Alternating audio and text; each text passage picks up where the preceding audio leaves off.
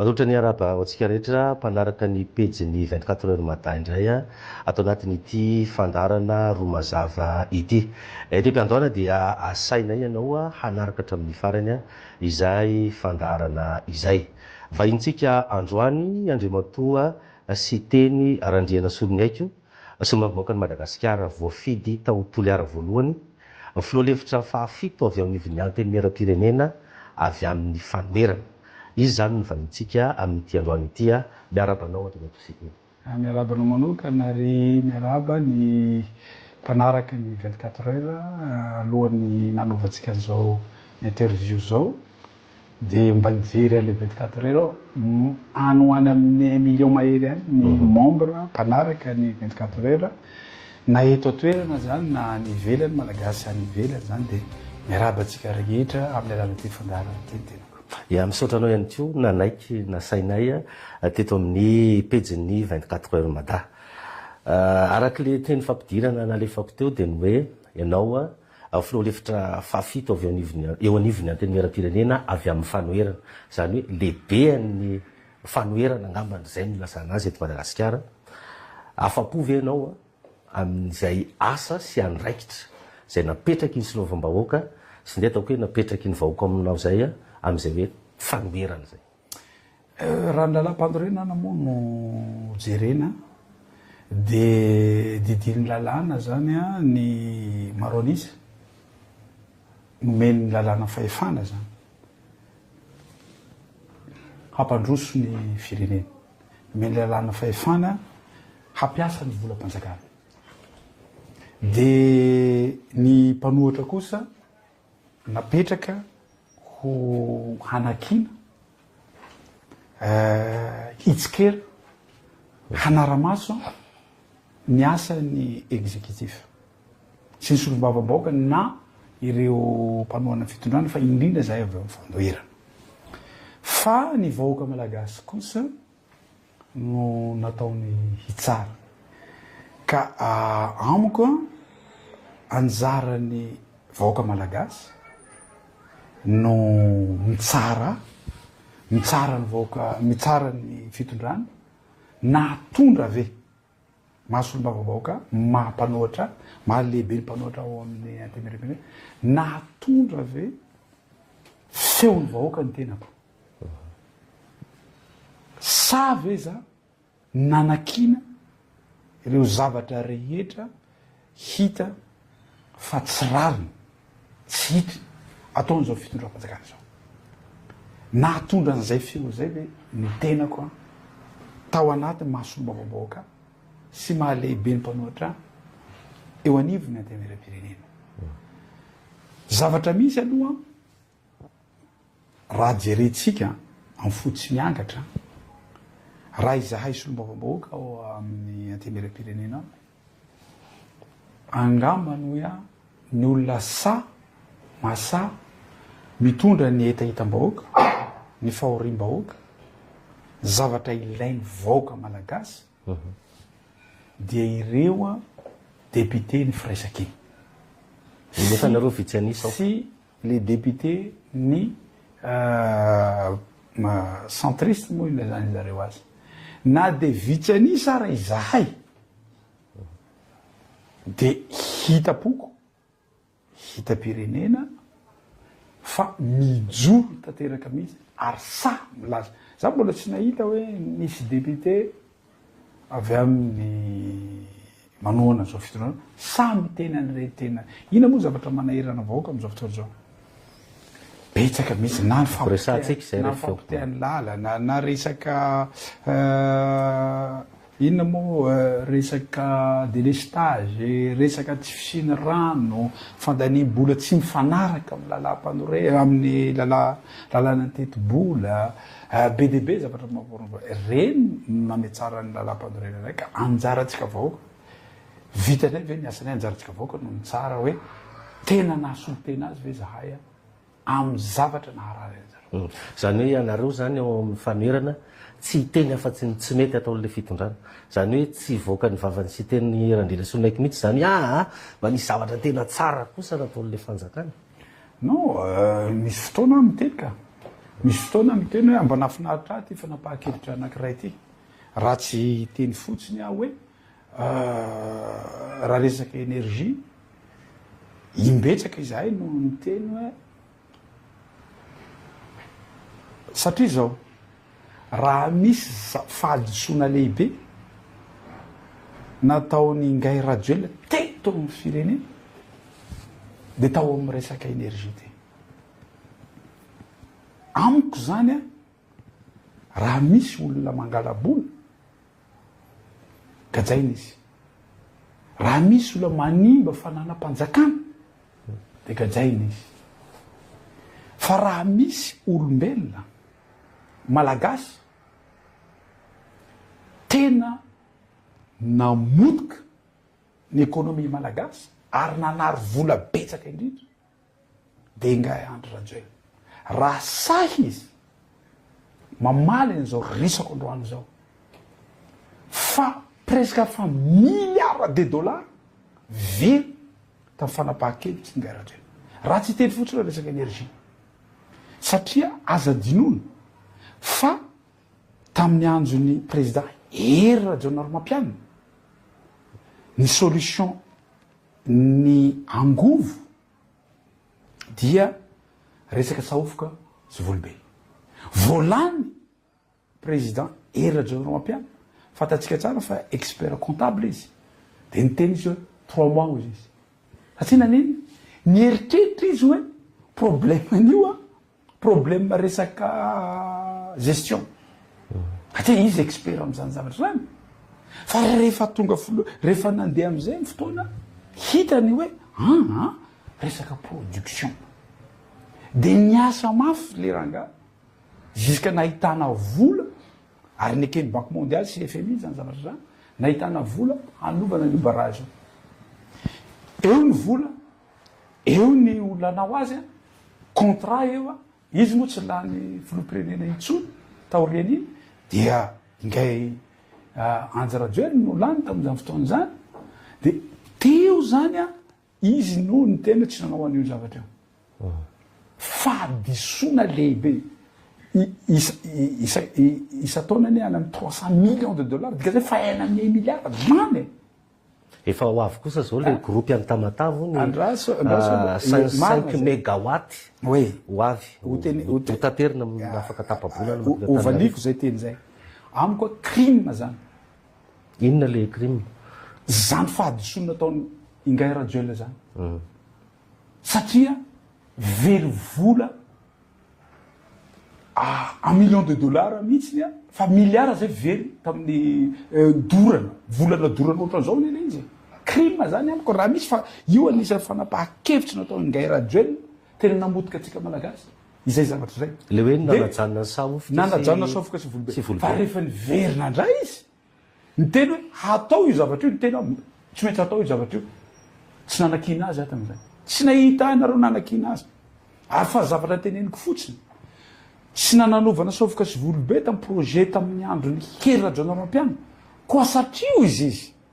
sarotra le coût ny kilowattheure zay handeha 7 de manatena re tompoko mba ho 7 na ho ity ndray koa fa tsy ohatran'io zany a ity projet zay ataony Ingay Andry Rajoelina miaraka amin'ny frantsay tika zay amiko zany a zahay rehefa manakina tsy manakina be fahatany fotsiny fa teneny zareo be fahatany fa zavatra teneninay reny ane zavatra iainan'ny vahoaka ray voalohany a zavatra teneninay reny ane zavatra tsy zahay foty fa manana mpanolotraina zay ao anaty zay zavatra zay mahay an'io zavatra io zavatra teneninay reny azo porofoina ne zany teneniko zany zay rentsika ny tantara ka eto tsika tsy diso zay raha nyteny hoe non tsy izy io politika akabobe mpanjakana ary tsy diso izahay raha mivoaka Androany Rajoelina tamin'ny fakomana vo resy lahatra izy hoe tsy mety itsony ty zavatra ty le inona resaka tamin'ny FMI izy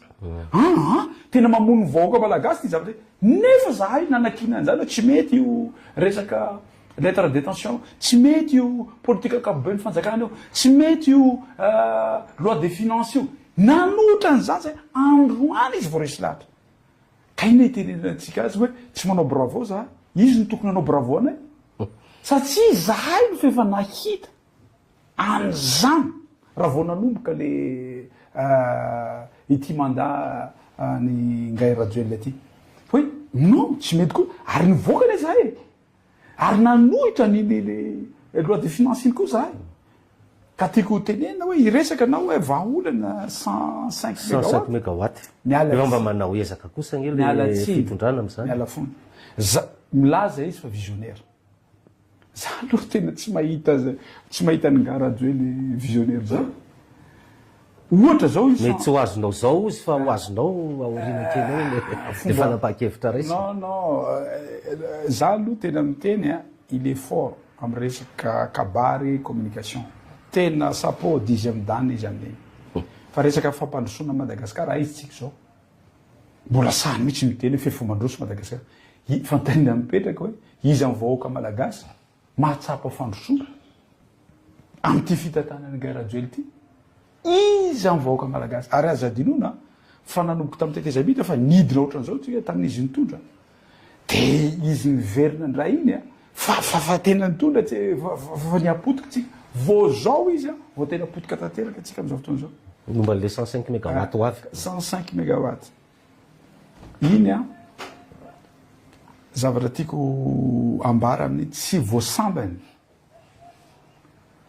miteneny io 105 mégawatt fa zisk'androany ty ianao visionnaire izy ianao firenena no entina dian'izay tsy zavatra rehetra fantatra filopirenena fa ianao visionnaire andao i groupe rehetra io tsika no anao azy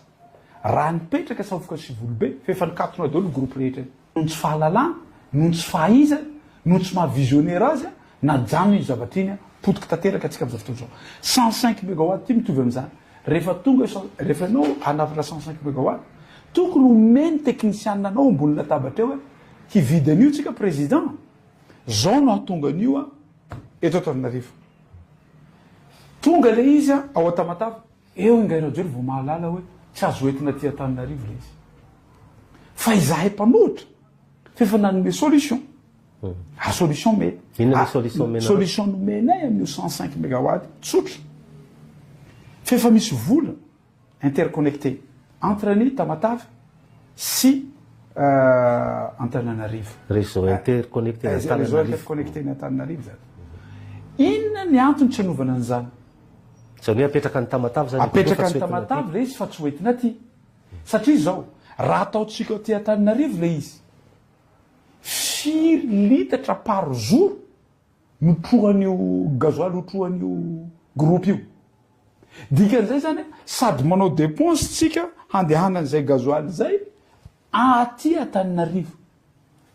manina izy raha napetraka atao raha transportena amin'ny câble fotsiny le izy zay teknolojia fa miaraka amin'ny réseau interconnecté iny tsy haiko hoe mahatonga ny Ngahy Rajoelina mitady hoe hitondra ty ray zay hoentina ty Antananarivo ray zay tsy volandraona izy niteny an'io inteny izay niteny ministre aloha izy niteny voalohany fa efa ao Tamatave le izy fa ho tonga ty Antananarivo amin'ny janvier tonga janvier tsy hita tenindray izy tamin'ny délestage iny ho tonga mois de mai tonga mois de mai tsy hita niteny ndraiky tsy mety tsy tonga io tsy hita le izy androany ndraiky koa mbo hiteny izy de ho tonga rehefa Ngahy Rajoelina no miteny tsy tanteraka zany za miteny an'izany tsy haiko inona zavatra mba niteneny téléphérique io zao vita niteneny iteratsika zay rehefa rehefa veotsika hiteny amin'iny fa raha fampanantenana nataony Ngahy Rajoelina ka nifidianana ny vahoaka malagasy azy tokony ametra-pialana izy raha nahavita 10% fotsiny izy hoe hiteny amiko hoe sy teny Radriana Soloniaiko mba nahavita 10% zaho sy teny Radriana Soloniaiko tena miteny hoe bravo anao tsy manohitra azy tsony fa na 10% tsy tratra fa io kianjany Barea io raha atao en paquet ny fampanantenana nataony Ngahy Rajoelina tamin'ny vahoaka malagasy nanerana ny Madagasikara na andritra ny campagne zay nataony zay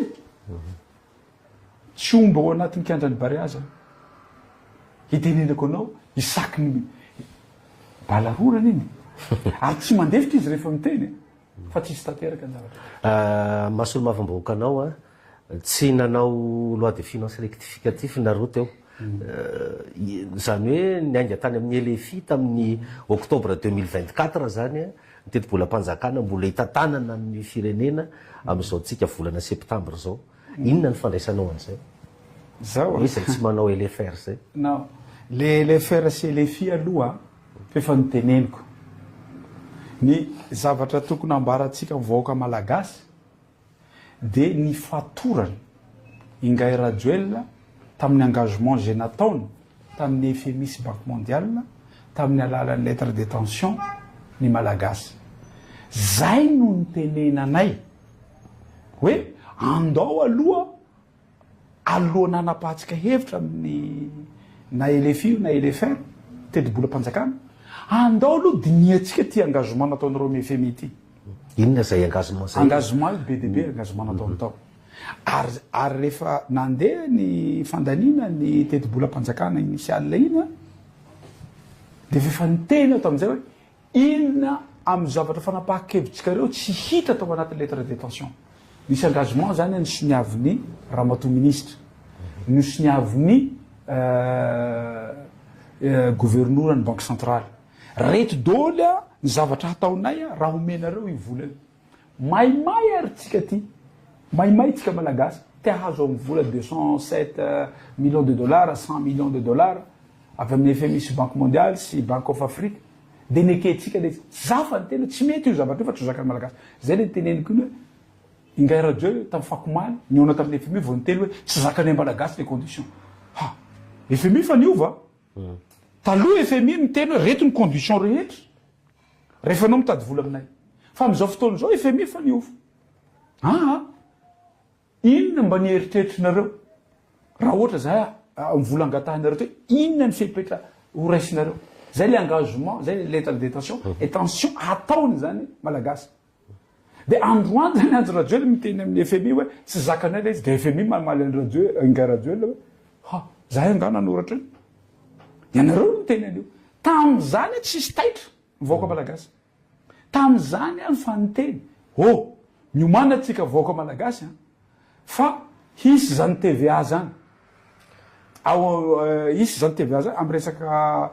transfert d'argent, amin'ny resaka oui, amin'ny resaka ina na fitosanatsika vola amin'ny amin'ny banque. Miomana atsika fa isin zareo taxe koa ny zavatra tsy nisy taxe taloha, tahaka ny tracteur zany, tahaka ny inana torse zany, ny zavatra rehetra ataon'olona ambany vohatra reny. Reny ny kely Ingay Rajoelina satria naninona? Reny tsy manao Facebook. Fa izy matahotra Facebook io Ingay Rajoelina. Reny tsy mipetraka eto amin'ny capitale. Mba eretsereto fa niteny tamin'izay ary niteneniko mihitsy iny Ramatoa ministre manova fanambarana ofisialy ianao androany Ramatoa ministre fa tsy hikitika ny prix ny carburant tsy nasahany izy fa zavatra niteneny hoe zay indrindra izy no tsy nihonanay tamin'ny FMI satria fantatray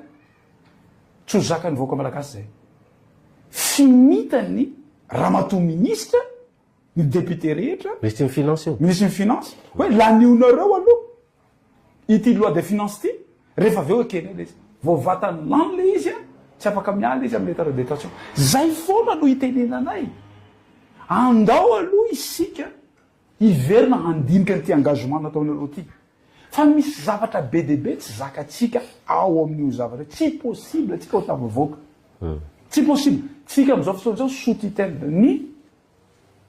FMI izy no mibaiko amin'ny fomba hoana rangaroka hitenenana hoe natramin'ny DG ny Jirama tsy azotsika petraka izy no mametraka azy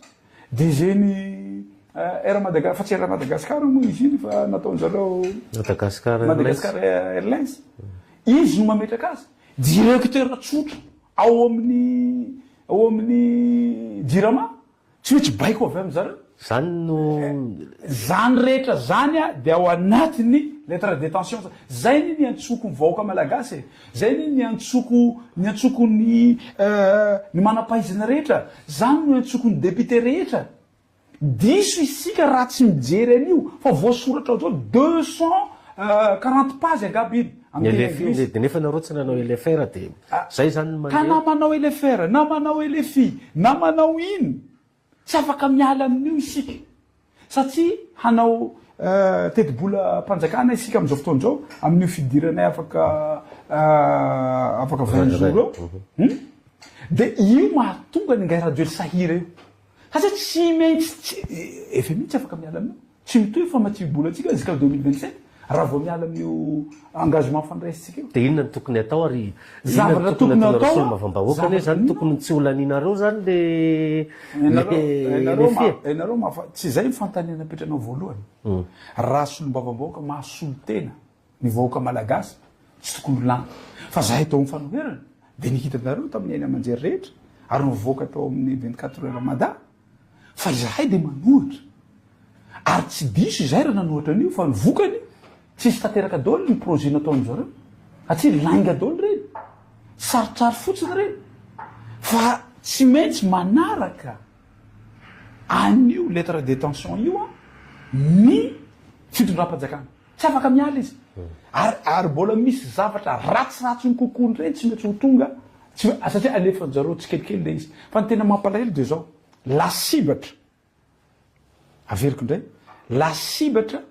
amin'io lettre de détention io a de ny vahoaka madinika sy ny vahoaka any ambanivohitra raha tsy hiteny fotsiny aho rehefa jerentsika tsara tamin'ny nanomboan'iny prix ny carburant hoe justement prix carburant iny jerevantsika tsara any amin'ny 97 milliards d'ariary ny tsy maintsy hotsatsarina ho an'ny solika fandrehatra dikan'izay zany a isam-bolana zany a tsy maintsy miakatra 200 ariary ny solika fandrehatra izy ny mampiasa an'io tsy tsika eto amin'ny kapitaly mampiasa an'io tsy malagasy eto amin'ny kapitaly mampiasa an'io fa any ambanivohitra mampiasa an'io iny zany a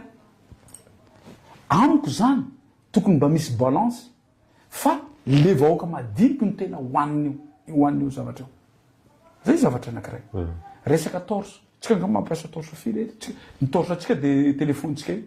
fa am'izao fotoana zao a resaka mikasikasika ny torso na mikasikasika ny batterie ny sinzareo taxe miakatra daoly zany ny vidiny reny zany efa efa niteny fa le vahoaka malagasy mihitsy ny tsy taitra tandre moa fa iakatra io lafarina ho taitra manahoana moa ny vahoaka malagasy fa le mpitondra ke zany no tsy mihaino anareo e tsy ny mpitondra no tsy mihaino rehefa manao kabary zareo a na ingay rajoely na ny mpanaraka azy tsy maintsy mansoany anao anatin'ny kabary zahay donc zany a manaraka anay ry zareo fa tsy tanterahany le zavatra fa ny zavatra hatsara ny vahoaka malagasy kosa na ho azavainao 5,000 amin'ny ingay rajoely tsy fantany zay ny zavatra mampalahelo ary iara-matetytsika mianakavy za zao ahoana re tompony atongavatsika hatramin'ny 2028 fantanina mipetraka za satria iafaty isika na ny vola malagasy de iamalemy zika atongavatsika amin'ny 2028 fantanina mipetraka ne zany zany ino fana na ny ina moa anaranty na ny mpanohana azy reo sahirako satria mividy vary tahaka atsika avao ary indrindraindrindra na ny zandary reo koa le sahira satria amiko ambarako ty ary tsy mahamenatra aminy tena anjara raha fahasahinana tenenako zany fa leo tanteraka ny vahoaka malagasy leo an'izao fitondrana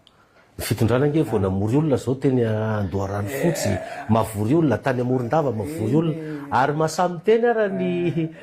akaiky ny fitondrana hoe ngalatsy ianareo mpanoatra misy katarakta tsy mahita n'izao fampandrosoana oetiny filoham-pirenena tokony apetrana vahoaka malagasy hoe nareo vahoaka malagasy ve misy problème sa ilaina lunette fa tsy hitanareo fampandrosona atao am'ty fireneny ty zay no maliko an'izay zavatra zay ary Madagasikara tsy maintsy mandroso zany no teny fantany tokony apetraka vahoaka malagasy zany fa tsy apetraka amiko hoe tena tsapanareo ve fa mandroso Madagasikara fa mandroso am'izao fotoana zao zay no maliko an'iny zavatra iny fa taiza re tompoko ny filoham-pirenena hanao mitiny de anaovana tombola taiza re tompoko ny filoham-pirenena handeha hamangy vahoakany izy a de tsy maintsy mitondra vary izy ho zaraina na mitondra kitapo izy ho zaraina ary tsy maintsy tonga eo tao anaty oliara nisy ramatoa tena nianjera torana aty manomboka maraina izy miandry eo a mbola tsy tonga ihany le olona fa tsy raha vao miala teo nareo a de tsy mahazo kitapo raha vao miala teo nareo a de tsy mahazo iny anary ty vary raha vao miala teo nareo a de tsy mahazo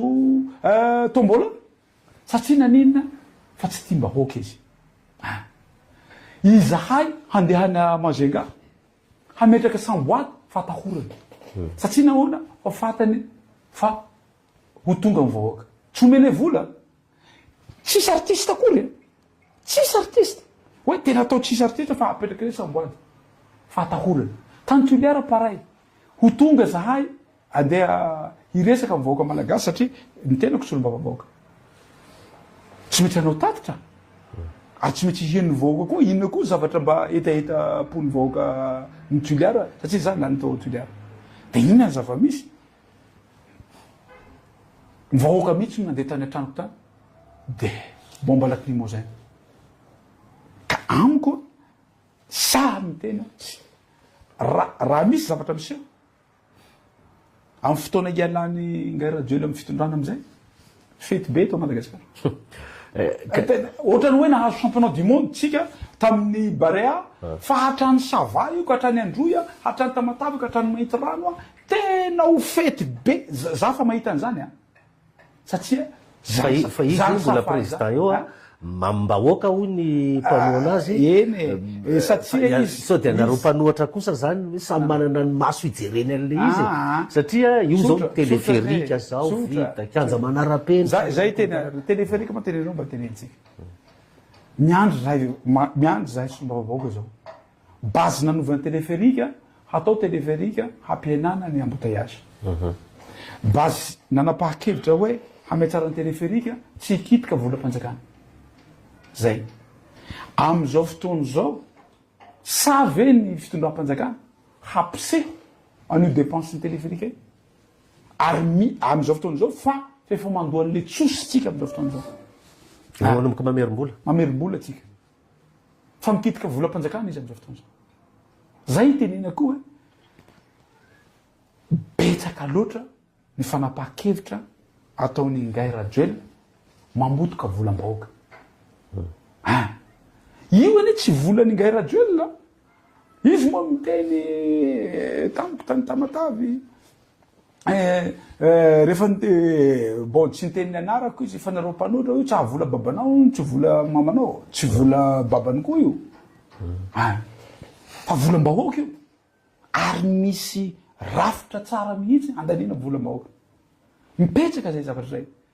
fa tsy respecteny zao miandry zahay amin'io fivorina zay ataona ary tsy anaiky an'io efa misy banque mondiale mino tsy voasoratra atao anatin'io lettre de détention io fa mikitika volam-bahoaka zaho ane fatatsy ny Ngay Rajoelina fa tsy manana marge de manœuvre intsony izy amin'ny budget mpanjakana raha vao tsisy aide avy amin'ireo mpamatsy vola mahazatra na karaha mampiasa tsy voape na nietra kosa nge tsy mahasarona zay ve tsy mahasarona ka tsy mahasarona dépension za sy lombavambahoaka marina fa nametrarany mpanoatra haka pouvoir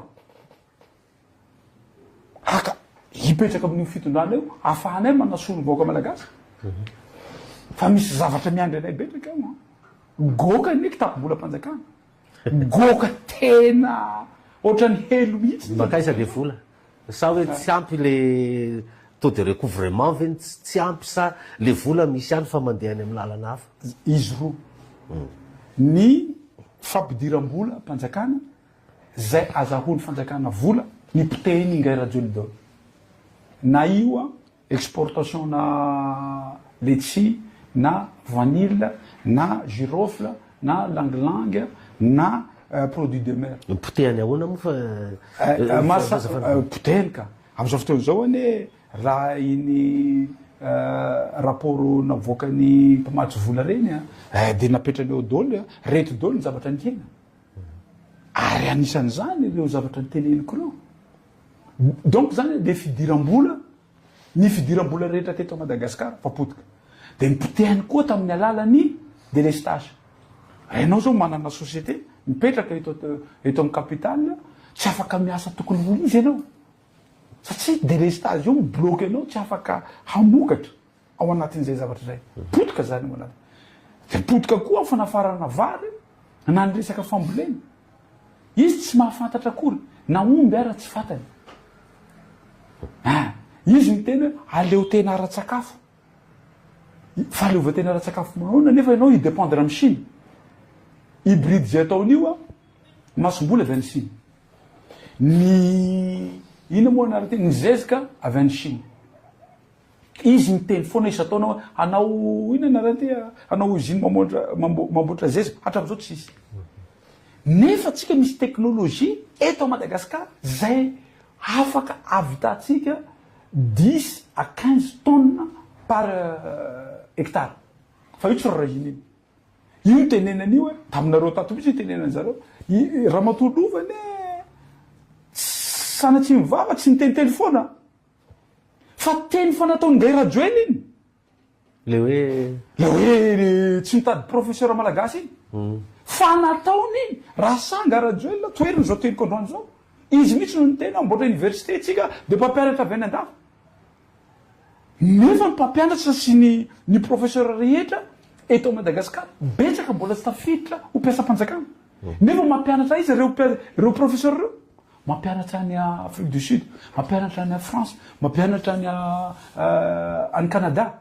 azao raha mianao ny fanazavana oentinao eto Andriamatoa teny a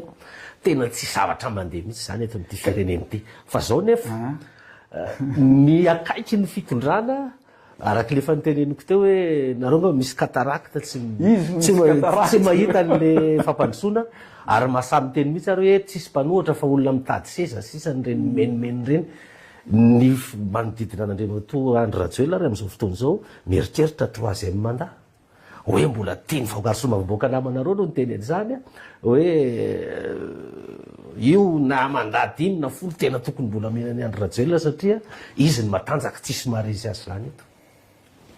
izy angamba ny Rajoelina tsy matanjaka zany fa ingay Rajoelina olona mpanonga mpanjakana any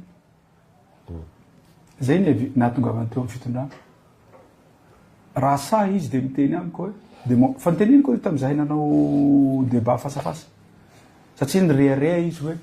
za démocrate de hoy izy hoe azafady re tompoko mba aza fitany vaoaka malagasy aza miteny am'zany fa ianao fanonga mpanjakana fa za sy teny randrena soninaiko mbola tsy nanonga mpanjakana zay aloha zavatra anankiray faharoa io ane hitatsika foana na tongavany teo amin'ny fitondrana reny tsy maintsy misy foana zavatra tsy mety ataony rangahy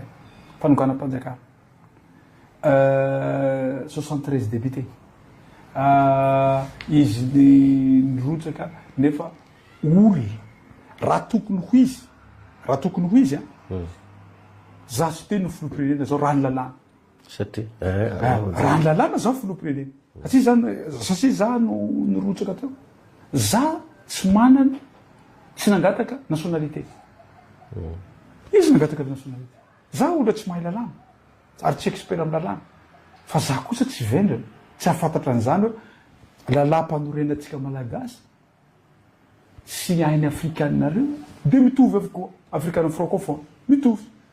fa maninona ny mpitsarana hafa ny fanapahan-kevitra fa maninona ny mpitsara teto Madagasikara hafa ny fanapahan-kevitra fa ny anazy a forcine ohatran'io foana ny zavatra ataony ka tsy zahay no tsy izy no matanjaka fa hay no manao pression possible ave zany hoe troisième mandat tsika raha mivahoaka malagasy no antaninao za tena zany ingay rajoely zany fa naloka ny vavany vahoaka malagasy na ny tantsaha na ny mpiasa-panjakana na ny vahoaka malagasy rehetra tsy hitako ny olo mba tenenao amiko inona ny zavatra nataony rajoely nandeha teto ka misy impact amin'ny fiainany vahoaka malagasy na le vahoaka manaraka atsika androany mba ampionareo zahay bralahy androany hoe inona re tompoko ny zavatra nataony ngay rajoely ka nandeha ka misy impact amin'ny fiainatsika manao tosika fameno izy manao vatitsinjo izy zany gne anisan'ny resahany zareo zany hoe tena mijery ny sosialim-bahoaka ny filoham-pirenena am'izao miala tsiny miala fony miala salofito tsy solution maharitra zany fa zavatra mamondro ho ray volana fotsiny raha ho ampiray volana kory ary zay indrindra ny politika ngay rajoely politika tsy nipoteny mihitsy ny ekonomia malagasy rehetra nipoteny mihitsy mpanjaraha malagasy rehetra am'izay mahantra daholo tsika malagasy idépendre aminy de io ny zavatra ataony mizara vary io ka rehefa ianao nona zava-dehibe ianao ve de any Maurice misy fizarana vary na izy ny firenena filoham-pirenena mizara vary amiko filoham-pirenena tsy mahay sady tsy mahomby mizara vary fa filoham-pirenena mizara tracteur tahaka ny any Burkina Faso mizara zavatra hamokarana manatsara ny production mamelany zavatra 70% ny lavanila avy aty Madagasikara de tsy haitsika mivarotra any zavatra teneniko de zao fa ny zavatra ny kitihana rajoely na ny kasena rajoely na izy potika na izy miala hasiny zay ny tenenako hoe mba aza mba kitikitihina izy moa saiko nandeha tany Kenya amy Barea izy mitena Barea zany miakatra fa rehefa nikitihiny Barea midoboka zay ny tena filoham-pirenena zao laza hoe tsy avela makany velantsony zoerany Barea fa izy mividy azy entre parenthèse ka tsy hainy kabariny zany resaka Barea ihany ianao tena za aloha de manome tsiny ny mpanolotsaina amin'ny filoham-pirenena satria fa lasany ny eritreritriko de avelatsika ve ingay rajoely hiteny zavatra diso ohatran'izany fa nga équipe nationale ny équipe nationale any amin'ny club anie zany fa tsy any amin'ny équipe nationale sady tsy filoham-pirenena mividy joueur fa amiko zany teny zany teny tsisy valeur amiko zany teny zany teny tsisy fandiniany taiza koa misy filoham-pirenena mividy joueur tena azara varina nahitany ngay rajoely ny tena famaritana fandrosoany ny firenena de ny fandrosoany baolina kitra université taiza naizany ngay rajoely an'izany Harvard naizana an'izany sa izy naizany rajoely an'izany ingay rajoely an'izany hoe rehefa mandeha baolina kitra de mandroso daholo mandroso ny firenena tena sapo président tena sapo aminao mihitsy na hoe taiza zany université ny anaranao an'izany zavatra zany taiza koa misy an'izany hoe rehefa mandroso ny football de mandroso ny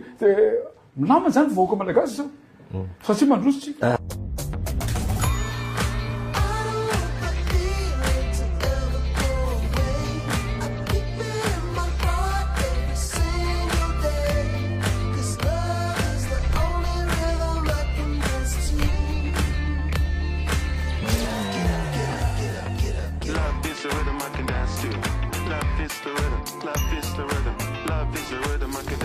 Zara Hotel, le havre d'excellence au carrefour de votre itinéraire.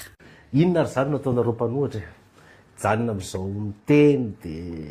lalatsiny menimenina tsisy mieno hijanona am'izao zany za aloha tena miteny aminao diso zany tsisy mieno zany na mivoaka malagasy na ny fitondra ny resahako na ny mpitondra mieno anay ary rehefa miteny zahay tsy maintsy mamaly ry zareo betsaka mipirofo mbola tsisy kaba na mitily nataony zao fitondrana zao tsy taitra tamin'ny teny nataonay rehetra satria naniny ary ianao indrindrandrindra tonga de mivatana any aminao mialatsiana ibe ozatra ozy zareo zao tsy ozatra mitondrana firenena afaka tozanao le fanazava za rehefa manakina mitondra hevitra tsy ozatra no etiko tsy haiko ina ny alonany ingay rajoela sy ny mpanaraka azy an'ity ozatsoko ty le zavatra le zavatra tsy vidinana any amin'ny magazay kotrana fotsiny kory zareo de mana tsisy olam-panao politika marary zany no atondra zavatra fa tsy hitako hoe vo miteny de ozatsoko ny manahira anazy fa de amiko zany débat ambany zany fa raha sary zareo andao zay sy ingay rajoela anao fasafasa averina indray fa tamin'ny fasafasa nataonay a tena ingay rajoela mihitsy ny sanandaina teneno fa tsy nandaina izy sanandaina fa efa mandeha izy le rano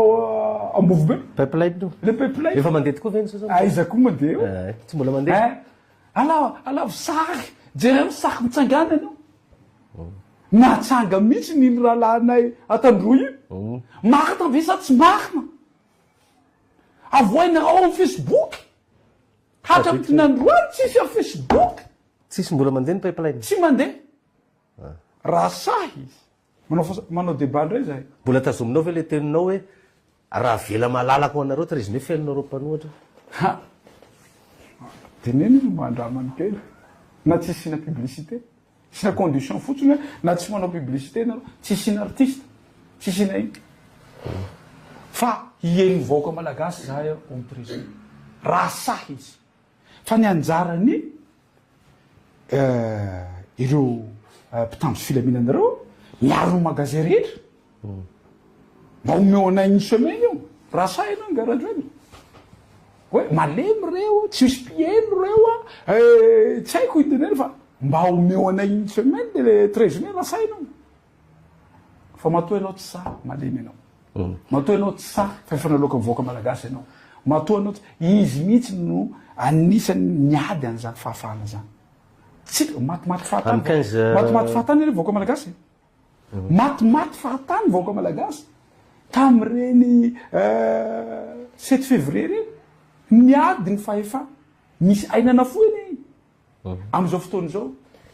pure no tam'izany andro zany ina nahafaty ny voaka malagasy izy tao amin'ny kiandrany jardin izy ambojatovo kianjany démocratie kianjany démocratie tam'izany tonga de nataony jardin le izy mba tsisy volotro raha tantara soratan'io ity rangaty aloha de mifanohitra amy zavatra teneny daolo zay ne teneniko nareo barea oa aza mba apetraka 100% ny fanantenanareo ny amin'io satria balarona izy mitanora mpivavaka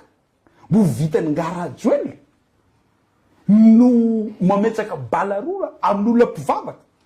izy ao mpivavana miteny izy ary moramora ny tenenina ny fitondrana mandalo izy fa ianareo kosa de omeko palais de louange ianareo rehetra tonga de nitsambikina daholo ny tanora kristiana alleluia alleluia izahay mivady no anome anareo rehetra mbola tsy vitandray io palais de louange tsisany zany miteny koa izy ampianatra zany mpianatra zany no avy nyty fireneny ty hanamboaraky ny université d'élite nareo izy amy taonao avy tsy mandovo vola-tsony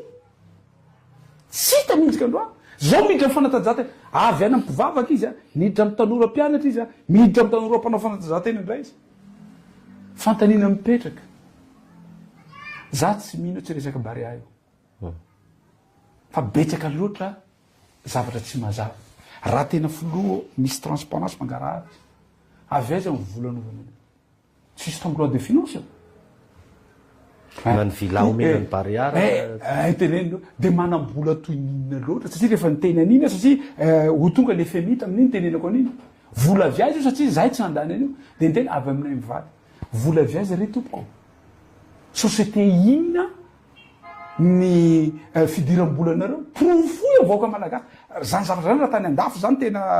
tonga de bloquina menao ny fanazavanao eto zany hatramin'ny fiatombohan'ity fandarantsika ity a andriamatoa sy teny ohatra tsy miteny afa tsy andry rajoelona foana ny manodidina azy ve mety ny fitatana ny prime ministre ny ministre mety ve zany ny ataondreo fa ny ataon'ny filoham-pirenena ihany tsy mety aminao inona ary ingay rajoelona le tsy manome fahefanan'izaniza fa izy rery ihany hatramy gabinet projet présidentiel hatramy gabinet tsy na gabinet ara tsy avela ataon'olo hafa fa zaho izy manao azy ka inona tianao tena tsisy ministre afaka miasa zany ao fa 200 millions d'ariary tsy maintsy mandalo amina masahina reo ministre reo raha ohatra ka tsy mandalo an'izany zavatra zany ka ina nomezoko tsinan'ny ministre zaza vao nametraka ny ministère tamy voaloha fa ny tena tsy afaka anao ninina ao anareo satria tsy ao io raha namana io tsisy fotinareo zany fa tsy mahay mitondra firenena io zay no tenena koa ary marina ny toroteny nataony président ny FFKM am'izao fotoana zao esory aloha ny ombo tsisy zay vo mandrosotsika Madagasikara esory ny ombo zay aloha ny zavatra voaloha ino moa tsy zakan'zareo toroteny de l'année ka zavatra teneny koa zavatra teneny raha te handroso isika Madagasikara raha mbola rajoelona ihany ingay rajoelona ihany no eo amin'ny fitondrana tsisy fampandrosoana zany eto Madagasikara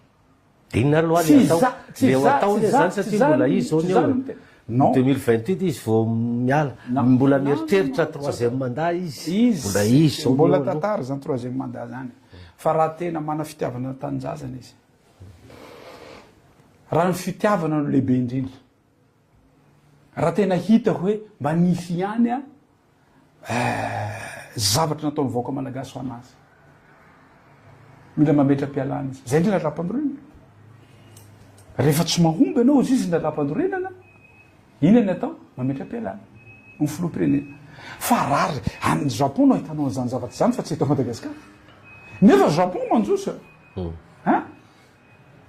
fa tena sarra reo mametra-pialana rehefa tsy hoe raha fa fantanina mipetraka mandroso ve tsika vahoaka malagasy fantanina mipetraka hoe nahomby ve ingay rajoe fa maninona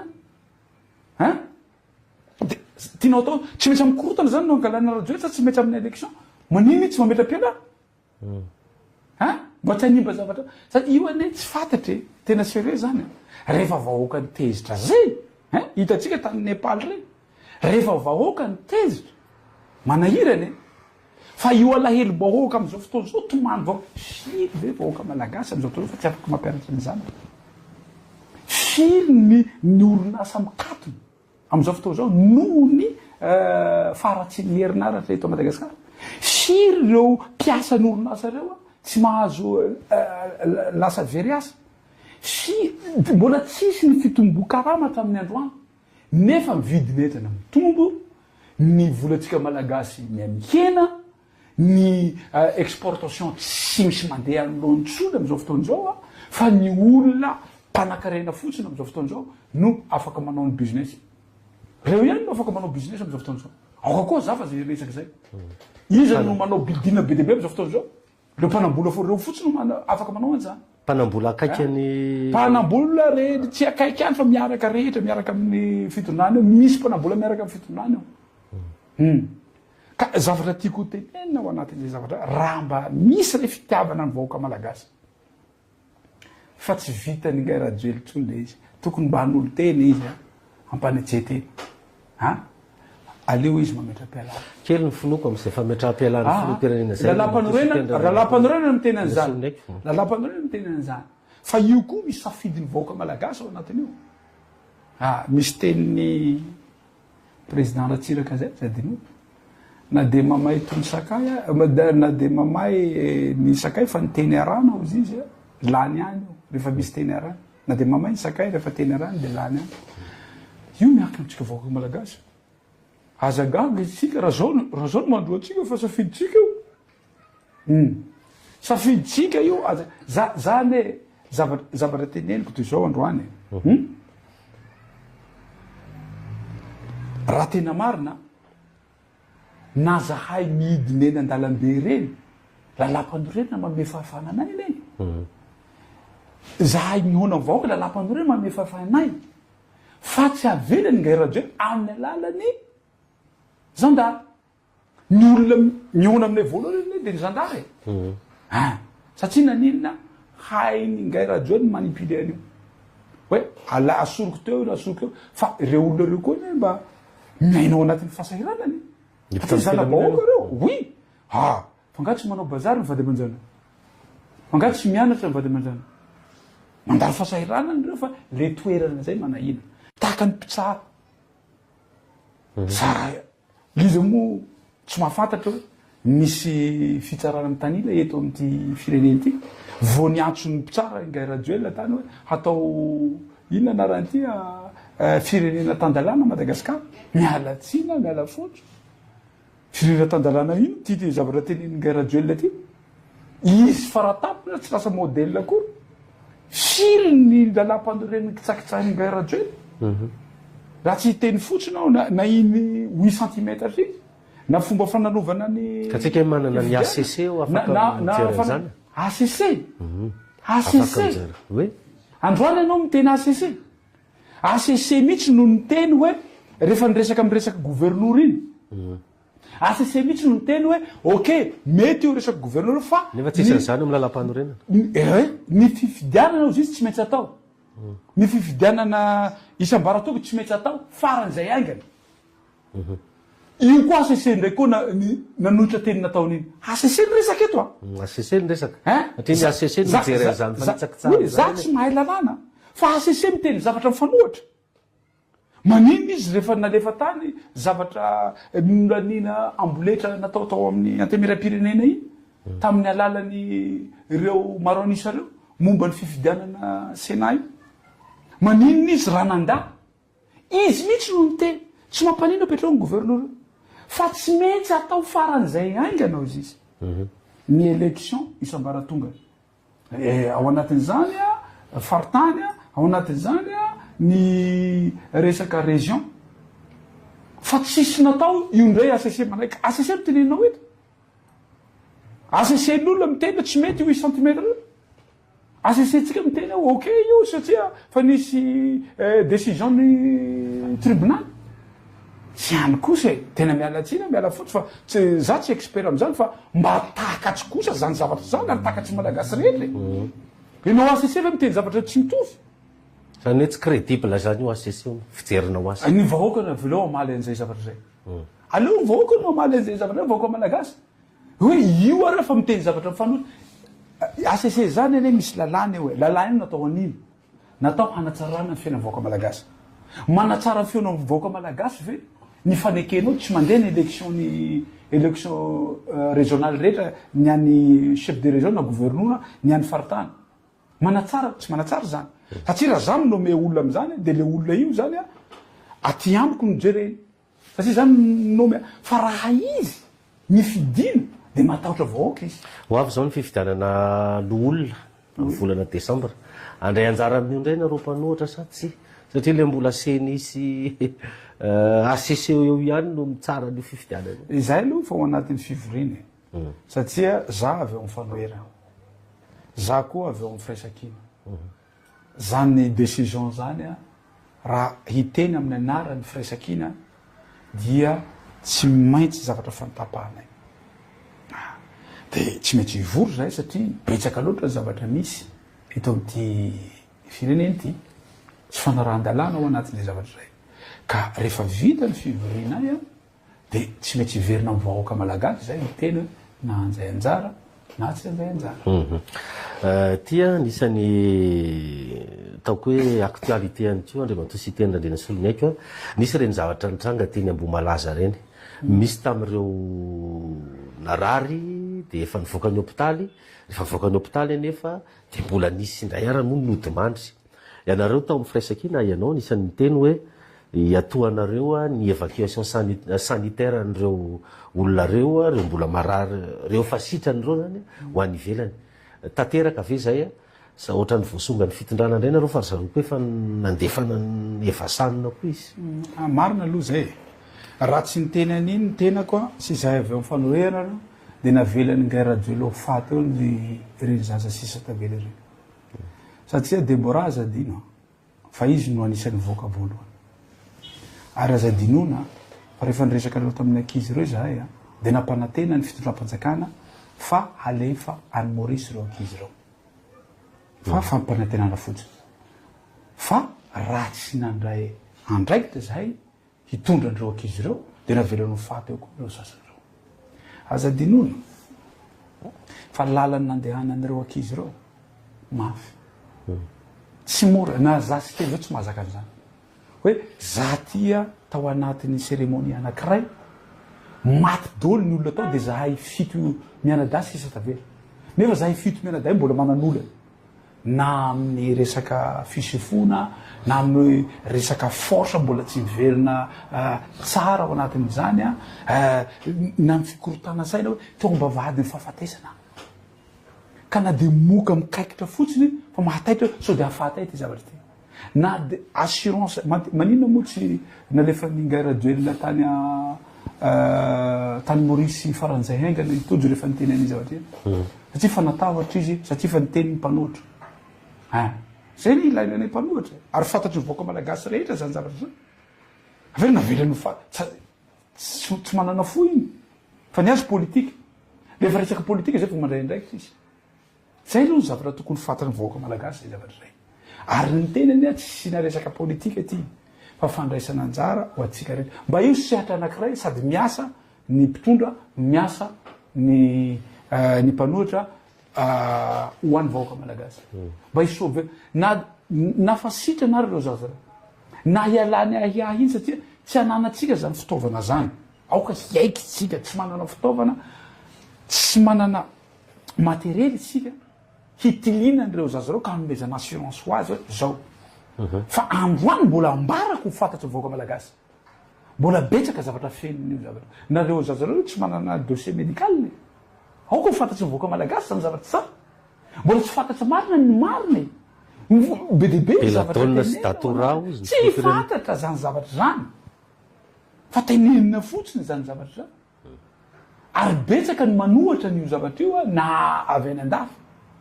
ka mba hialana zany ahiahy zany a io ane dia teny malagasy itsongotsongona ny mato izy izy mba tsy andevelana ny velona ahiahy tsy havana satria ahiahy mahafaty ary mamparary ary tena mamotoka cœur mihitsiny zany ahiahinao zany indrindra momba ny fahasalamanao zaza malagasy zany raha himpianakaviana ka raha mba misy zavatra kely azonay atao fanohera hanasorana n'izany zavatra zany ao anatin'ny sain'ireo zazareo maninona tsy atao ao anatin'ny fikarakarana zay am'izao fotoan'izao satria tsy mora le izy matoa zany mbola tsy nanao communication misy dikany fa ambarako ao anatin'ny fotoana foy eo ny efatra andro eo na roa andro eo a hoe ina dao ny zavatra nyainana reo ankizy eo tao lohany taoriny nanambarako any fanambarany fa sy tendra zay nasolognyaiko tsy voasamba nanampy olona marary ohatrany azadinona tompoko fa izany erika moa anarany io am'foye dia zahay mivady no mitondra fanampiana ary isoron'Andriamanitra dia miverina teto Madagasikara izy avy any Inde sitrana somatsara da manatin'izany dikan'izay tsy zavatra sarotra aminay manao tsy hoe tsy mora moa zany hoe manana fo izay fanoherana hoe hitondra n'izay fanampiana zay ary eto a raha limité koa ny possibilité ny Maurice ao anaty zay ka raha misy complication le izy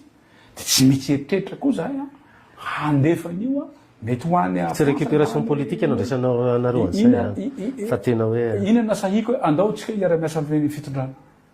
fa nenareo ny tena zany zahay zaho ny safidy ho mpanohitra dikan'izay tsy raisy lahatra amin'ny fitondrana io zay ny safidiko zay fa teto ny teny hoe efatra ho raisiny an-tanana telo anareo fitondrana satria tao anatin'ny fahasahiranana amin'ny fisefona hitondra de taitra ny fitondram-panjakana lefa somalaky antso reny ataoko e ko anay mba io sehatra anankiray hoe andaotsika hiara iasa andaotsika hitondra ny anjara birikytsika io sehatra anankiray zay io ane zavatra mampanahiry sady mampalahelo tena mampalahelo ty zavatra tena ingay rajohely no manao récupération politique amin'io izy milaza hoe fa président izy milaza hoe fa mpitondra fa maninona kosa no manavakavak'olona e za tena nanao bravo azy izy nanao namangy tao fahorina fa tsy reo ihany maty misy maty tany Tamatavy misy maty tany Mazenga misy maty tany Fianaratsoa fa maninona re tompoko tsy tralapany iavolo reny olona reny tany Ambositra koa zay le Fianaratsoa fa maninona tsy natsoina reny avany reny mba nomena 10 millions d'ariary satria politika no ataony matahotra izy amin'ny zavatra miseho teto amin'ny kapitaly fa mifatesany reo raha faty any izy fa tsy raha raiky fa ianao ve milaza milalam-pando reny mametraky ny fitovitsika malagasy rehetra tsy nametraky hoe fotsy na mainty na avo na fohy na mainty na ina na manakarena na tsy manakarena na avy any atsimo na avy any avaratsy na avy any atsana na avy any andrevana na voa tsy nametraky an'izany lalam-pando reny fa malagasy atsika koa ny tahin'Andriamanitra hoe teny ray ny tenenatsika olona reo mitovy zavatra nahazo azy samy tsy nahita reo olona reo tsy afaka nyteny reo olona reo maty reo olona reo fa maninona ny sasany vanginao fa maninona ny sasany tsy vanginao nefa ianao milaza ny tenanao filompireny fa maninona anao manavakavak'olo samy champion d'Afrique zao fa maninona ny sasany omenao villa de mahasamy teny ianao satria tia vahoaka reo fa le effort mitovy ihany samy manao entraînement reo 8 heures de temps par jour tsy hira fanevany sy teny no miakatra any Afrika rehefa champion reo akizy reo na champion du monde reo akizy reo fa hira-pirenena malagasy ianao miteny hoe filoham-pirenena malagasy rehefa hanomena de miodolo rehetra fa maninona zany ka ny baolina kitra ozy tsy mitovy amin'ny sport rehetrarehetra lasatsika avaka ianao koa filohan'ny comité olympique za filohan'ny comité olympique mahafantatra effort ataon'ireo akizy reo tsy zany re tompoko tena miala tsina mivoaka malagasy tsy fitena ataon'ny mpitondro zany filoham-pirenena tsy azo atao zany tsy azo atao zany teny zany miala tsiny miala fondro miala salofito manavakavaka zany tsy azo atao zany teny zany de hiteny koa ianao hoe ko satria za matahotra politika eto amin'ny kapitaly de reto ihany no vangiko fa tsy vangiko ny ana Fianaratsoa tsy vangiko ny ana Tamatavy tsy vangina ny any Ikongo fa presque raha iny zavatra napetraka tao ampazy fa mihoatra ny 200 mahery ny olona maty manio tsy vangina resaka boina 777 mitondra matriculé moa zany lahara-pamantarana malagasy anankidimy tratra tany Iran ny FBE tao hoe efa teto sy ny sisa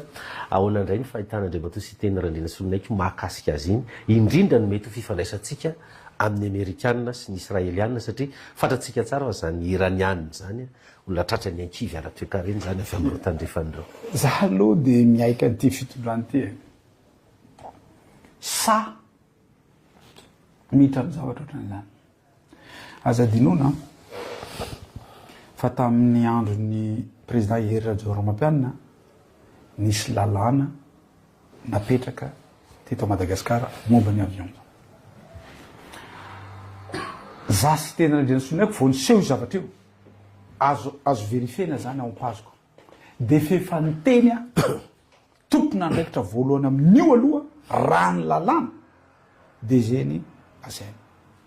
efa projet izy tamin'ny larbe tam'zany nitenenako taloha na action fatale ny fitondram-panjakana tsy mieritreritra ina ny impact négatif mety anjo atsika malagasy ao anatin'izany amin'izao fotoan'izao tsika miteny androan'izao tapaka tanteraka ny fifandraisantsika amin'ny Israely inona ny profo lasano ase afaka jerentsika zany rehetra zany nanapaka ny fifandraisa ara-barotra na ara-politika amin'ny zavatra rehetra ny firenena Israely. Na chambre de commerce eo rava tanteraka. Satria tolérance zéro. Zany efa miteny an'iny. Vovoaka tonga de ataoko amin'ny page eo tolérance zéro Israely. Raha nisy malagasy niona zany tamin'ny prime ministre tao Brown zany mbola tsisy. Za sy teny naiko ampalatsiany teneniko zany. Ary fatapatatro prime ministre israélienne prime ministre Israely. Mbola tsisy. Tsika moa Brown koa to hitako tsara ny onako tao. i Benjamin Netanyahu. Ka zavatra tiako tenena dia zao. Tsy janona eo. Fa raha mijery tsara ianao discours-ny président américain manaraka foana ny décision-ny jiosy zany. Misy dikany zany. Manina tsy nataoko Israely fa nataoko jiosy. Misy dikany zany. Matakatra zany, matakatra zany. Fa zavatra tiako tenena. Tsy hiala ny décision-ny Israely ny jiosy ny décision américaine. Zany hoe mety ho hiaratsy zany fifandraisantsika amin'ny Amerikana. Za tsy maniry zavatra ratso mivoaka malagasy. Satria manana mahizy azy aho zany Amerikanina zany. Fa ity 777 ty, Boeing 777 ty, tena za miteny aminareo. Ahiko hanimba tanteraka ny fifandraisantsika amin'ireo firenena anankiroa. Ny an'ny jiosy fefa vita. Masahina reo hanotra za teneniko io. Fa tsisy malagasy hanana relation mihoatra.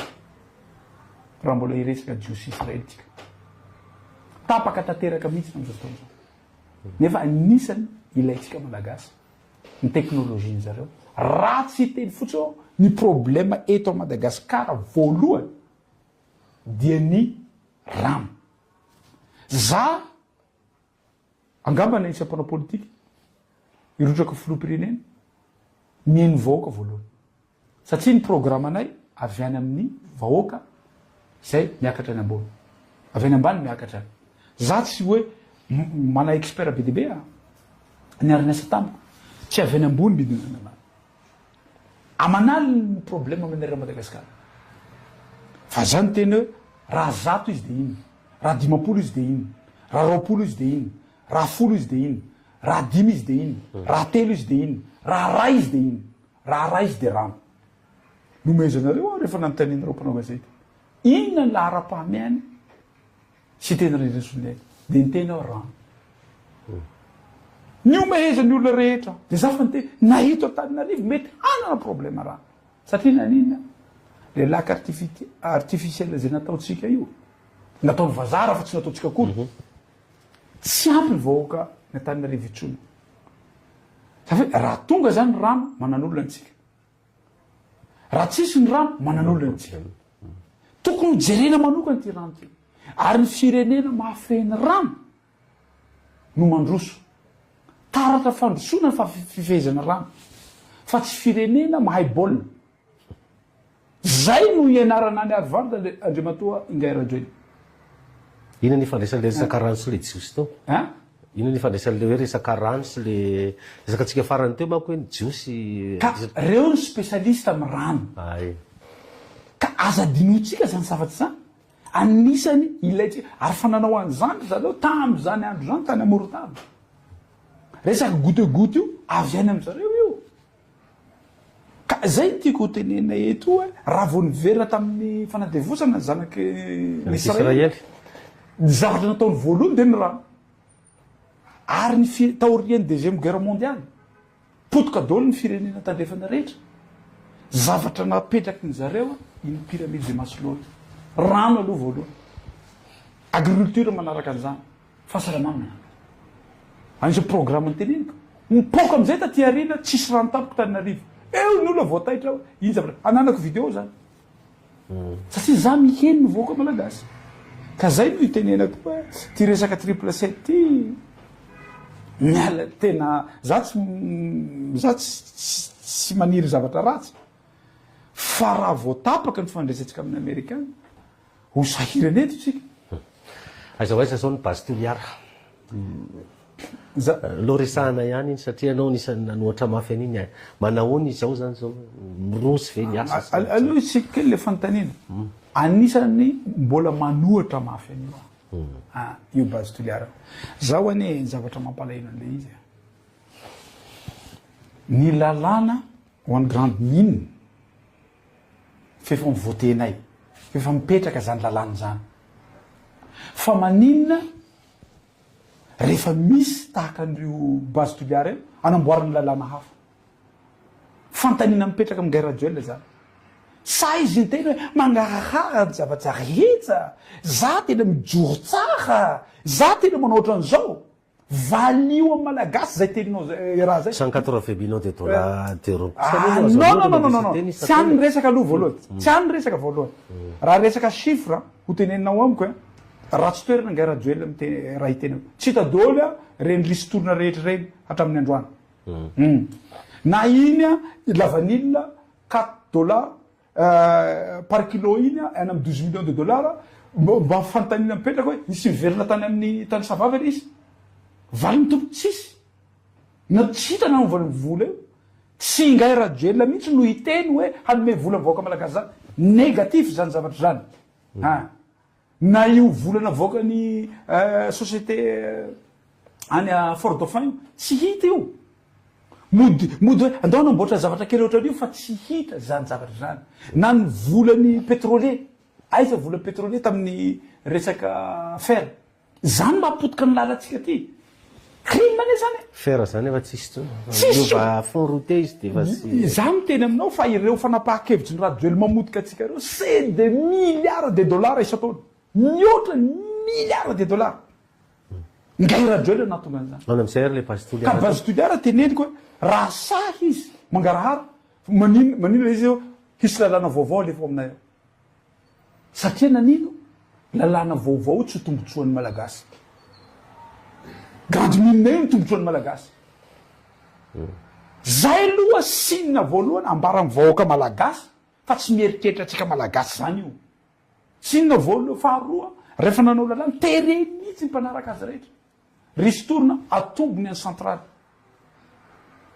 fa isika any atao 1%. Tsy mieritreritra antsika zany gairaduel tsy mieritreritra vahoaka misy harena zany gairaduel fahatelo za tena miteny aminao tsy mangarahara hoe afaty no tsy afaty tokony haka cabinet indépendant mihitsy mipetraka ao hanambaran'izany satria ny olona ny teny hoe laboratoire ny tenan'io mahafaty io io ny teny hoe tsy mahafaty io corrompu zany science zany tsy azo ovaina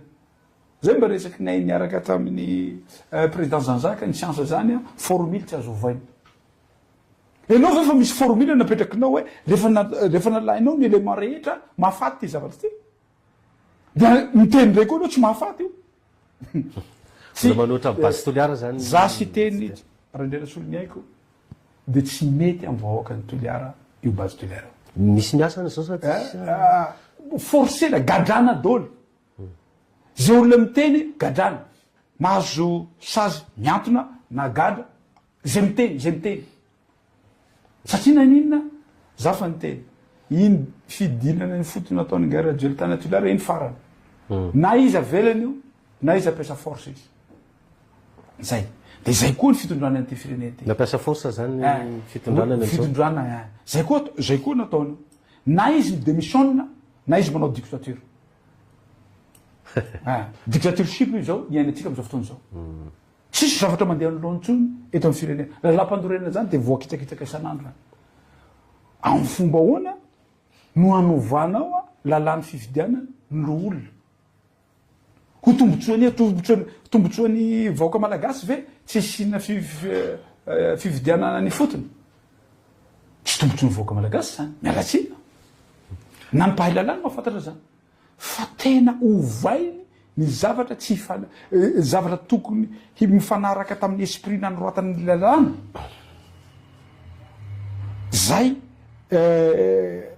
zay potehiny zay natao hoe ingairaduel zay tsy mijery ny tombotsoan'ny malagasy. Ty mifanontaniana farany apetrako satria fa mandeha ny fotoana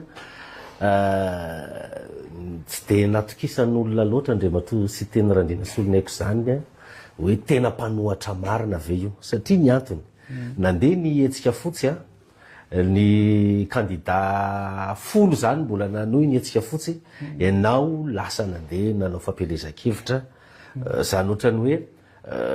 nanaiky zany nisy le fifidianana indray matoa ianao nandeha nanao fampelezan-kevitra taorinan'izay dia niteny mihitsy zany nitao anaty hetsika fotsy hoe isy teny Randriana Solonaiko ny tena manimba ny titolontsika ty fa andriamatoa sy teny teny hoe avy ao amin'ny volomboasary ihany no nivoaka fa sao mpikarama anaty politika an'ireo ihany ary misy olona akaiky ny fitondrana lazaina fa hoe io no miara-mipetsapetsa tsara hoe zao le tena izy. Voalohany aloha 1 million eo ny mpanaraka anareo membre ao anatin'ny 24 heures mada. Izay ny teneniko tokony ataonao tamin'ny voalohany satria betsaka mpanaraka isika. Zavatra tiako tenenina ny tenenareo sy teny misy manohana avy ao amin'ny volombasary. Ingay Mamra Vatomanga tiany olo tenenina. Nahazo volatany mihitsy hoe ianao zany nisan'ny resahana. Zavatra teneniko amintsika malagasy nareo nahafantatra tsara. Nambarako to aminareo avy aiza mivolako. Ny teny aho nanao fundraising tany a Paris. Azoko le vola nalevako taty Madagasikara. Raha diso zany raha matominisa teneno hoe diso io zavatra io.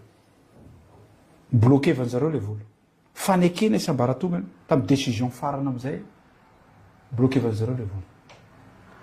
Dikan'izay tsy volany Ngay Mamra Vatomanga. Ary raha maheno Ngay Mamra Vatomanga. Satria adversaire politique io satria izy manohana fitondrana. Tsy zaka ny fitondrana ny teny ataoko matoa ataonao anatin'ny kabary foana. Tsy hitako hoe inona tsy mahavore mpanohatra raha sahira zareo rehefa miteny. Vao miteny fotsiny eo za tiany tsy pelaka sady sarim-bafy sahirana zareo rehetra. Mitenako ny teneniko. Sahirana daholo zareo rehetra. Ao anatin'izay zavatra iray. Zavatra tiako tenena dia zao. Raha maheno izy androany. Ambara taiza compte. Nandatrany vola taiza rendez-vous-nay nakako vola. Taiza nanomeva ny vola na ola teo akaiko.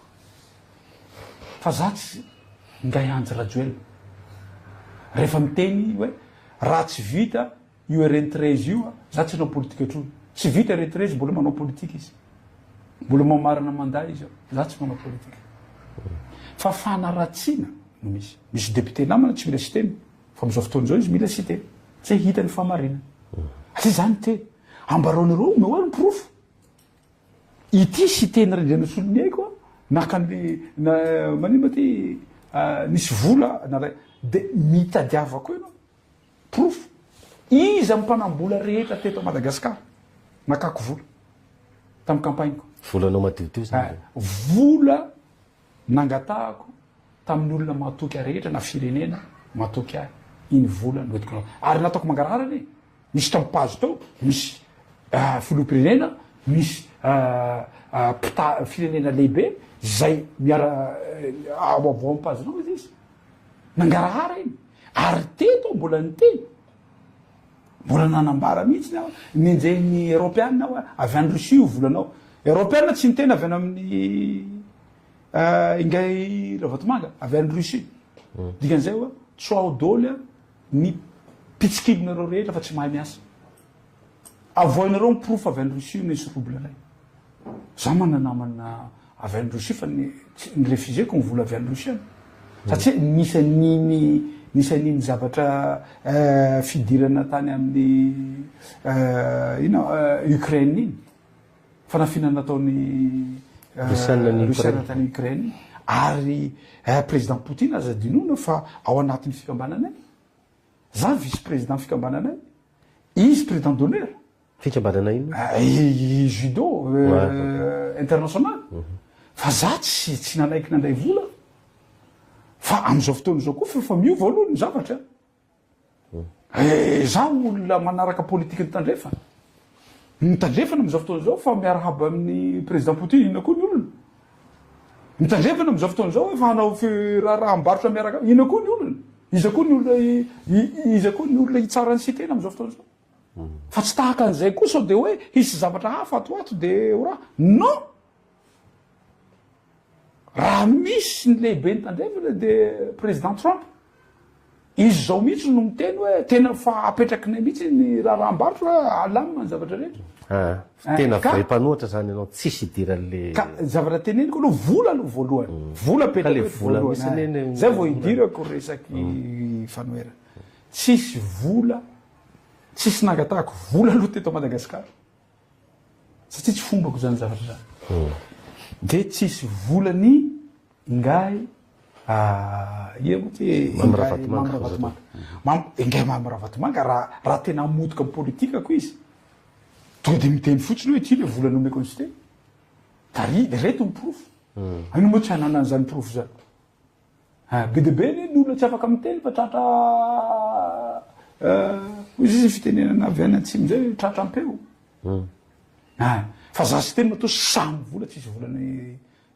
ngay mamravatomanga tsisy fandraisako amingay Andry Rajoelina nanareo mahita fanoherako an'ingay Andry Rajoelina ary manahira anazy fanoherako azy ka iteny tsika androany hoe sy teny mbola miaraka amin'ny fitondrana taloha tahaka ny vahoaka malagasy taloha mba ny voafitaka tahaka ny vahoaka malagasy ihany satria tam'izany fotoana zany ny fitahana tamin'ny fampandrosoana Madagasikara izahay misy an'izany hoe isina panneau solaire manerana Madagasikara 400 mégawatt ho tongeto ny anay tsy nofinofitsony fefa ao ny plan fefa ao ny ingénieur fefa ao ny vola fefa anaty sambo ny entana to napetraka mihitsy mba mitovy am'ireo malagasy reo koa hoe ty délestage ty misy sasany ny teny hoe tsy manino ma ty hamaha délestage fa tsy nahava za reo vao tonga eo tsisy io délestage io vao vetivetiky ito am'taondasa ny teny hoe tsisy délestage tsony fa goavambe ary izy mafy raha hanao propagande izy manao propagande tam'zao reto mo reto tsy mety avoaka satria reto ny tsy zakany malagasy projet goavana be rehefa ngay radio zay ny teny goavana tsisy dikany tena tsisy dikany zavatra teneny zay impty izy izy ny anglais projet goavana be zay tonga de manome daty izy satria fantany firenena mahantra tsy mahazaka raha ela fomba fiteny avy ena amay zany tsy madiny raha ela tonga de manome daty afaka telo volana io tsy misy io ameritaona io tsy misy io amerinandro io tsisy zany rehetra zany fa fantany hoe rehefa miteny daty izy tonga de resy lahatra le olo rehefa ingay rajoely zany miteny goavana sy daty tsy izy io zay tokony fantatsy tsika vaoaka malagasy zay zavatra zay ka za koa mba voafitaka tahaka an'zareo fa zao ianao tena fanoatra ary za azadinona mbola député ny tao fa nanoatra azy nandeha ray taona fotsy izy reko hoe mandainga hoe tirangata zavatra nlazainy rehetra tsy taterahana de zay natonga zaho hiala am'ty zavatra ty de betsaka mihitsy maro koa reo député nanaraka nanoatra ingay radio ka ina am'izay no atao hoe tsy manino ma ty tena mpanoatra tsaratsara de niteny koa nareo hoe C11 aoko aloha zava disonareo C11 C10 ty teniko ty za sy teny randriana solony aiko alohan'ny idirako tao de nazava mifanaraha za hanao élection satria za sy teny randriana solony aiko dia tsy mino politikana 16 vide za tsy mino an'izany mbola tsisy zany maneran-tany mbola tsisy zany tany Afrika mbola tsisy zany tany Europe mbola tsisy zany tany Azia tsisy zany maneran-tany zany hoe za itsy idolotry anao élection de nahazo fandresena rehefa avy raha ohatra resaka filoham-pirenena ny resaka eto satria fakana pouvoir io zay zany natonga nanao za zany de fa niteny za cause iadinareo cause iadiko fa ianao anao fifidianana zaho hanampy fa zaho ndeha anao fifidianana nekeny rehetra zay ok nekeny rehetra zay na tiana na tsy tiana afaka miteny ray am'zareo hoe diso zay fa nekena zany zavatra zany aiza tam'zany na tonga ny sy teny hoe namita na nanohitra na namataka androany avo miteny an'zany satria anao nametraka fanontaniana fa tsy tiako no hiteny an'zany zavatra zany za mino fantatro hoe tsy rariny le izy fantatro hoe tsy mety io zavatra fa tsy zany ny fomba fanaovana politika amiko fomba politika amiko raha haka pouvoir de say mifa niany sasany misy koa misy coup d'état lalana roa raha ny zavatra hita maneran-tany fakana pouvoir coup d'état élection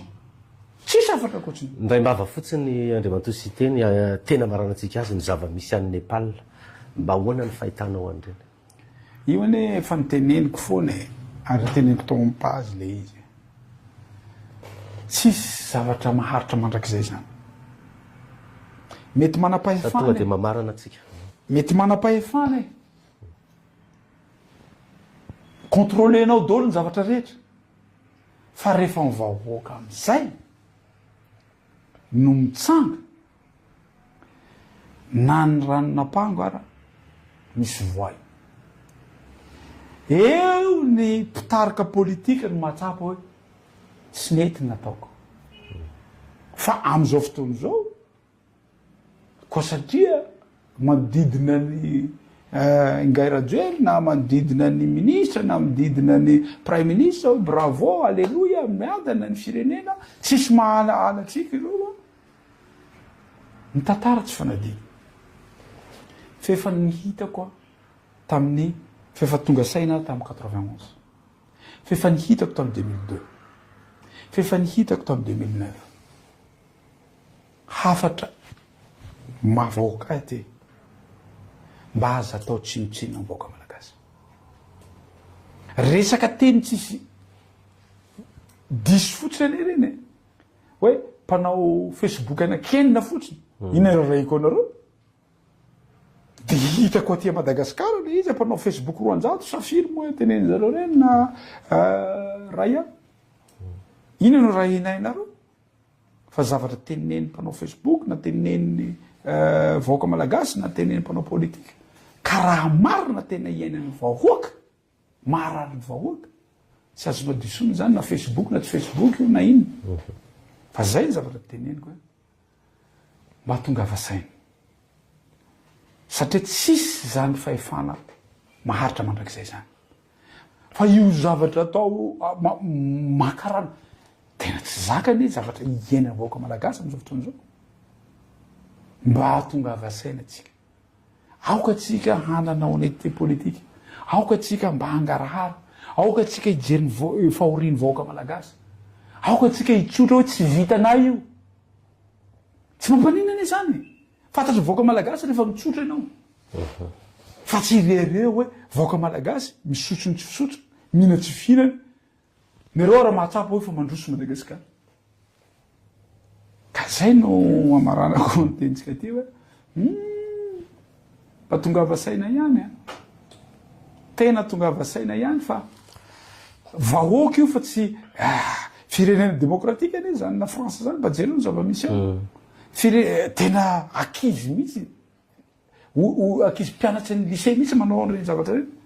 anisan'ny nivoana zany mandala zany raha ny demokratika zany ny amerikana fa mamono olona direct reo olo mpanao politika zany dolo ny zava-misy maneran-tany sinina dolo ane zany zavatra zany ka mba aoka atsika no marina fa nanao coup d'état Burkina Faso fa mijery ny vahoakany izy faly ny vahoakany am'izao fotoana zao voapeheny tsosany ny vola azony ireo mineny reo ny vola meny mineny reo tao anatin'ny 2 jours tao anatin'ny ray taona vitanao anatin'ny 2 jours lalana tsy vitana zay vita daholo ny lalana any zay foana neta de avy mivahoaka fa tsy hoe eo ianao lalana 8 kilometra iantsonao artiste foana fa firy zay artiste tonga tao amin'ny inona ranty autoroute zay safa zany sakiny 8 kilomètre tsika iantso artiste ka lalana 10 000 kilomètre tsika tsy tapaka ny feon'ny artiste rehetra manerana Madagasikara raha sakiny 8 kilomètre tsika iantso artiste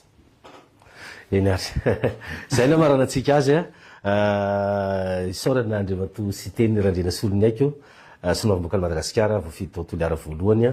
filoha-lefitra fahafito avy eny anivon'ny antenimieram-pirenena avy amin'ny fanoerana ny vahiny tato anatin'ity fandarana roa mazava ity dia misaotratsika mpieno naharitra nijery hatramin'ny farany somary lavalava zay fandara zay fa ninonay fa nitondra fanazavana tamin'ny lafin-javatra maro tamintsika tany an-tokantrano tany dia mametraka ny mandrapitafa ho amin'ny manaraka indray veloma tompoko